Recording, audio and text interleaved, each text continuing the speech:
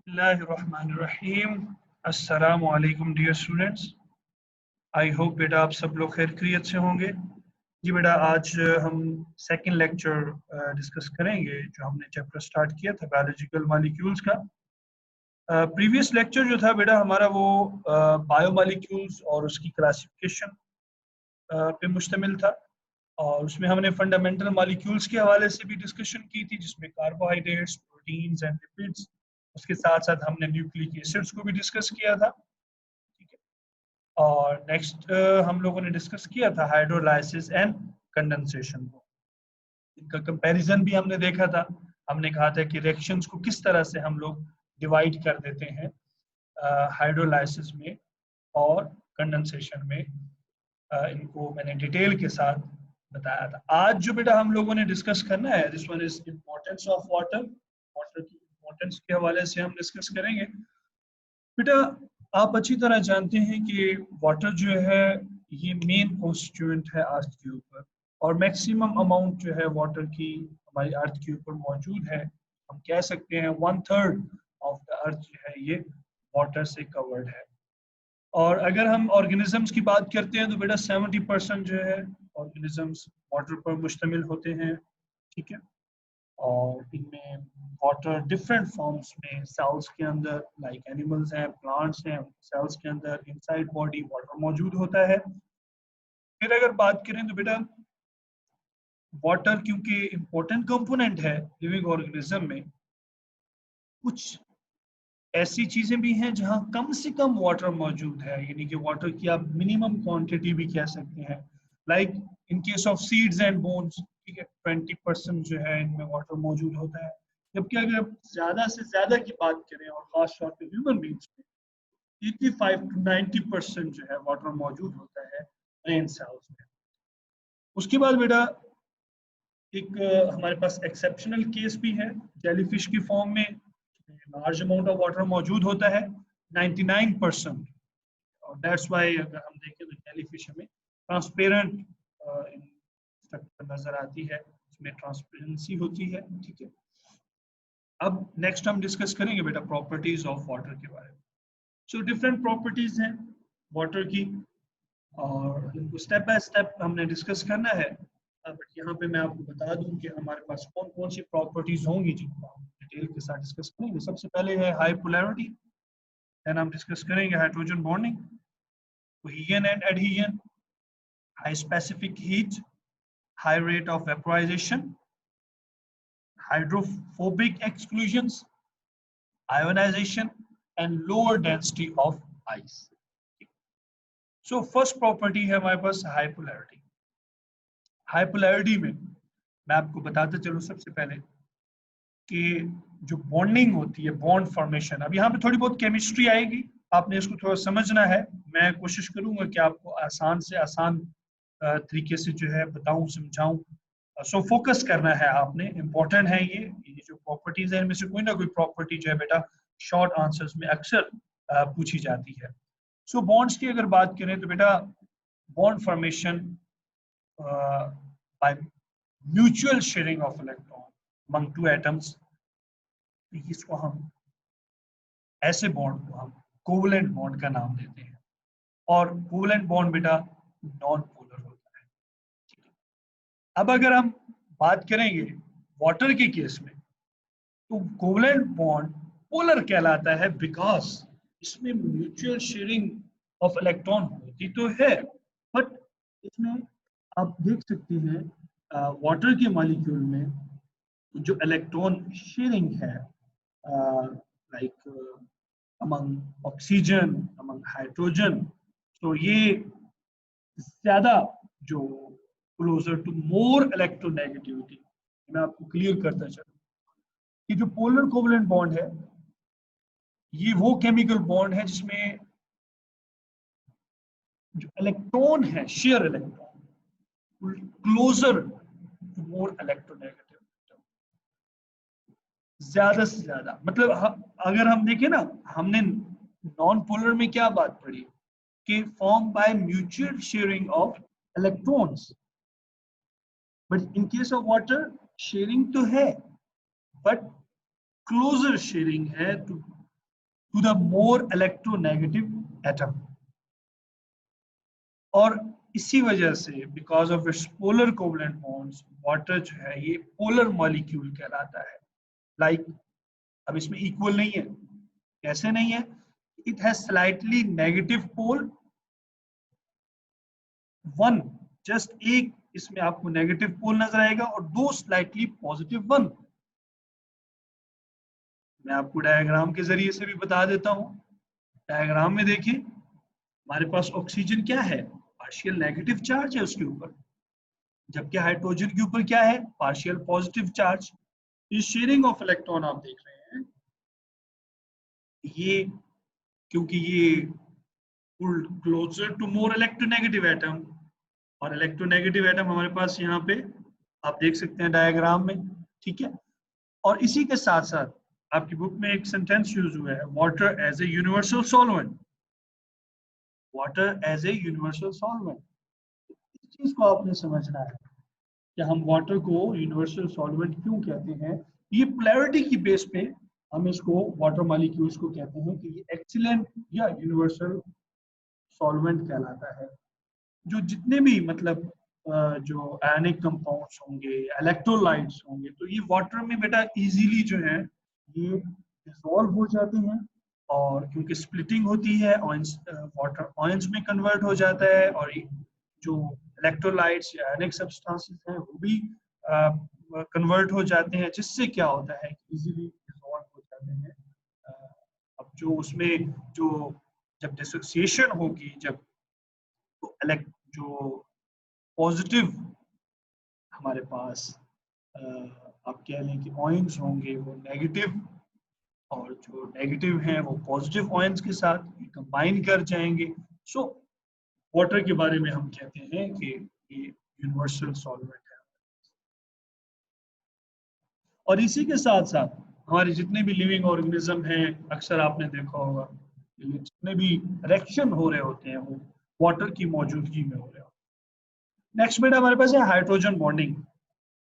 Important है, paper में अक्सर पूछा भी जाता है हाइड्रोजन बॉन्डिंग के बारे में। तो जो हम अभी पोलैरिटी की बात कर रहे थे वाटर मॉलिक्यूल की, सो यही पोलैरिटी होती है जो इनको इंटरैक्ट कराती है वाटर मॉलिक्यूल्स। और वाटर मॉलिक्यूल जब एक दूसरे के साथ इंटरैक्ट करते हैं, इनके दरमियान में बॉन्डिंग डेवलप होती है जिसको हम नाम देते हैं हाइड्रोजन बॉन्ड। अब ये जो चार्ज रीजन्स हैं मॉलिक्यूल के, दोनों मॉलिक्यूल के, एक वाटर मॉलिक्यूल की मैं बात कर रहा हूँ, दोनों वाटर मॉलिक्यूल के ये अट्रैक्ट होते हैं अपोजिटली चार्ज रीजन से, जो कि उनके साथ साथ जो नेबरिंग मॉलिक्यूल्स हैं, और एक वीक बॉन्ड क्रिएट होता है, एक वीक बॉन्ड बनता है, और उसको हम डॉटेड लाइन से शो करते हैं। मैं आपको डायग्राम में भी दिखाऊंगा। तो इनको फिर हम नाम देते हैं हाइड्रोजन बॉन्डिंग। अब इसमें होता है क्या है बेटा, कि जो पॉजिटिवली चार्ज रीजन है इसमें type of bond is always H atom, और that's why bond is called hydrogen atom. Reason भी आपके पास आ गया है कि why they are called hydrogen bond. So जो पॉजिटिवली चार्ज रीजन है वहाँ बॉन्डिंग फॉर्मेशन होती है, टाइप ऑफ बॉन्ड बता दिया है यहाँ पे H atom, H stand for hydrogen, so that's why हम इसको हाइड्रोजन बॉन्ड का नाम देते हैं। और हम इसको मैं ऑलरेडी बता चुका, डॉटेड लाइन से रिप्रेजेंट करते हैं। और water is liquid at temperature, जो कि हमारे सूटेबल है हमारी लाइफ के लिए। हमें इसकी आप ऐसे समझ लें कि क्योंकि ऑलरेडी हम लोग डिस्कस कर चुके हैं कि जितने भी रिएक्शंस, जितने भी प्रोसेस हो रहे हैं वाटर के अंदर हो रहे हैं, तो वो लिक्विड फॉर्म में होगा, तो इजीली प्रोसेस जो है वो कंप्लीट हो सकेंगे। उसके बाद high cohesion and adhesion forces देखी जाती हैं वाटर बॉडी में, और ये मैं आगे आपको बताऊंगा भी सही, एडहेजन एंड कोहेजन में डिफरेंस भी आगे मैं आपको बताऊंगा नेक्स्ट स्लाइड्स में।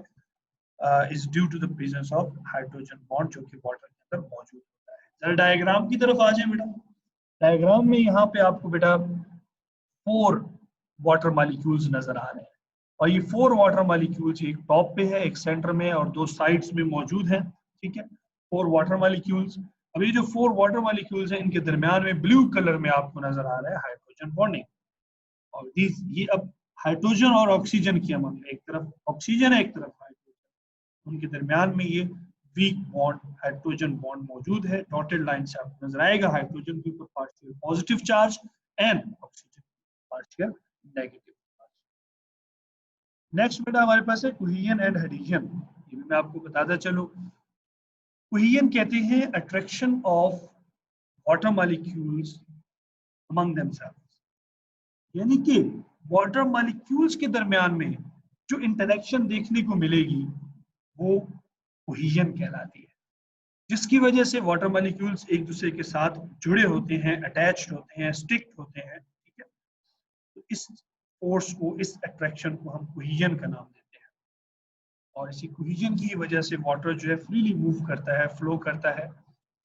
उसके बाद अब एडहेजन की तरफ आ जाते हैं। एडहेजन कहते हैं कि ये जो वाटर मॉलिक्यूल्स हैं ये एक दूसरे के साथ तो जुड़े होते हैं, लेकिन उसके साथ साथ ये इर्द गिर्द जो पोलर सब्सटेंसेस हैं, पोलर सरफेसेस हैं, उनके साथ भी इनकी अटैचमेंट होती है, उनके साथ भी ये अटैच होते हैं। लाइक एक एग्जांपल आपको देता हूँ कि एक पाइप है मेरे पास, एक टेस्ट ट्यूब है मेरे पास। उस टेस्ट ट्यूब के अंदर वाटर तो मौजूद है, उस वाटर के मॉलिक्यूल्स के आपस में भी इंटरेक्शन तो है ही, बट वो जो टेस्ट ट्यूब की या पाइप की जो वॉल है, वॉल के साथ भी उन्होंने एक अट्रैक्शन बनाई हुई है। उस अट्रैक्शन को, वो जो वाटर मॉलिक्यूल की जो अट्रैक्शन है, हम इसको एडहेजन का नाम, और दोनों मिलके यानी कि कोहेजन और एडहेजन, ठीक है, ये स्ट्रॉन्ग हाइड्रोजन बॉन्डिंग, मतलब उस लिहाज से वैसे तो हाइड्रोजन बॉन्डिंग वीक होती है, but hydrogen bonding among water molecules ये इनको स्टिक टुगेदर रखते हैं और फिर वाटर मूव करते हैं। आप देख सकते हैं कि हायर प्लांट्स होते हैं, प्लांट की कितनी बड़ी हाइट होती है, ऊंचाई में वाटर मूव कर रहा होता है प्लांट के अंदर, जाइलम वेसल्स के अंदर। वो जाइलम वेसल्स में जो वाटर मूव कर रहा होता है, ये कोहेजन और एडहेजन की वजह से, इस वजह से ये मूव कर रहा होता है। उसके बाद अगर बात करें, वाटर सर्कुलेट करता है लिविंग बॉडीज में, हम इसको as a transport medium, animals में, ह्यूमन में, या हम प्लांट्स में बात कर लें, ट्रांसपोर्ट मीडियम के तौर पे इसी वाटर के ही जरिए से मिनरल्स, ऑयल्स मूव कर रहे होते हैं इनसाइड बॉडी। ठीक है, नेक्स्ट हमारे पास है हाई स्पेसिफिक हीट। अब इसको समझना है बेटा, बहुत बहुत इंपॉर्टेंट है। अक्सर ये शॉर्ट क्वेश्चन आंसर में अक्सर ये पूछा जाता है। हम इसको डिफाइन करेंगे कि amount of heat required for minimum increase, यानी कि हमें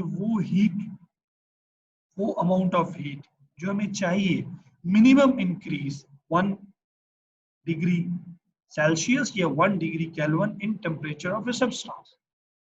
ठीक है, अब इसको हम रिप्रेजेंट करते हैं नंबर ऑफ कैलोरीज से, जो रिक्वायर्ड होती हैं to raise temperature of 1 gram of water up to 1 degree Celsius. और ये हमारे पास कितना बनता है, 1 कैलोरी या 4.18 जूल। हाई स्पेसिफिक हीट, ये आपने जहन में रखना है।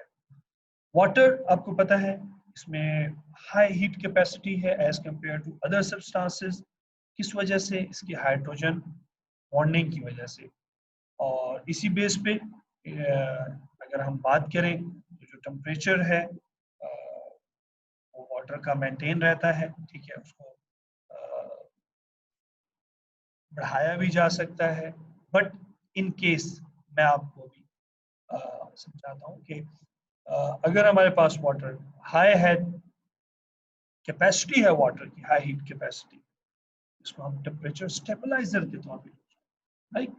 आपको ये भी मे बी यहाँ तक आपको कुछ कॉन्सेप्ट ना बन रहा हो, लेकिन मैं भी एग्जांपल दूंगा तो आपको ये चीज क्लियर हो जाएगी कि जब देखिए आप घर में दूध बॉयल करते हैं, दूध बॉयल करने के बाद आपने उसको ठंडा करके फ्रीजर में रखना होता है।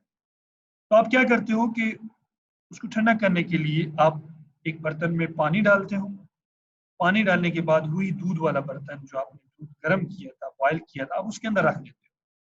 अब उसके अंदर रखने से क्या होगा कि वो जो दूध का टेम्परेचर है वो कूल डाउन हो जाएगा, अगर मुकम्मल ना हो तो कुछ हद तक कम हो जाएगा। तो वाटर ने वहां यहाँ क्या रोल प्ले किया, जो आपने वाटर दूसरे बर्तन में रखा था जिसके अंदर दूध डाल के रखा था, वाटर ने क्या किया, हीट को एब्सॉर्ब किया। तो आप कह सकते हैं कि वाटर में ये कैपेसिटी है हीट को एब्जॉर्ब करने की, यही चीज कहलाती है हाई स्पेसिफिक हीट। अब आई होप आप लोगों को इस चीज की समझ आ गई होगी।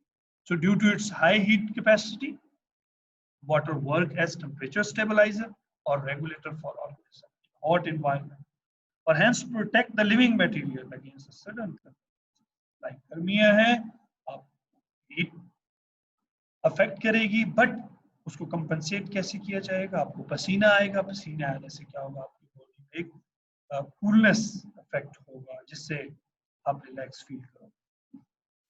नेक्स्ट बेटा हमारे पास हाई हीट ऑफ वेपराइजेशन। ये भी पेपर में अक्सर पूछा जाता है शॉर्ट आंसर्स में। इसमें क्या है कि amount of heat required to convert unit mass of liquid into, साफ ज़ाहिर है वेपर्स की फॉर्म है तो वाटर नॉर्मली लिक्विड में होता है, लिक्विड से जब हम वेपर में यानी कि गैसियस फॉर्म में कन्वर्ट करेंगे तो ये चीज कहलाएगी हाई हीट ऑफ वेपराइजेशन। इसको हम नंबर ऑफ कैलोरी से रिप्रेजेंट करते हैं जो एब्जॉर्ब पर ग्राम वेपराइज, और high heat of vaporization example उन्होंने बताई है 574 calories per gram. It means कि लार्ज अमाउंट जो है हीट की can be lost with minimal loss of water from the body. High heat जो है वेपराइजेशन की gives animals an efficient way to release excess body। तो मैं भी कुछ देर पहले आपको एग्जांपल भी दे रहा था, सीधा आता है animal sweats, body is used to vaporize और एक कूलिंग इफेक्ट जो है वो फील करते हैं। और इसी प्रॉपर्टी की वजह से अगर हम थोड़ा सा गौर करें तो evaporation होती है 2 ml out of 1 liter of water required temperature of remaining 998, यानी कि अगर हमारे पास 1 लीटर है वाटर का बॉडी के अंदर 2 ml इवेपोरेट होता है तो हमारे पास 1000 ml वाटर था, उनमें से रिमेनिंग 998 बाय 1 डिग्री सेल्सियस। ये आपने बेटा जहन में रखना है। नेक्स्ट हमारे पास आ जाता है हाइड्रोफोबिक इंटरेक्शंस। हाइड्रोफोबिक की टर्म हम यूज करते हैं बेटा, hydro mean water, phobic mean hated, water hated, और इसको हम डिफाइन करेंगे reduction of contact area between water and hydrophobic substances. जो हम वाटर के अंदर प्लेस करेंगे, वाटर के अंदर डाल देंगे, ठीक है।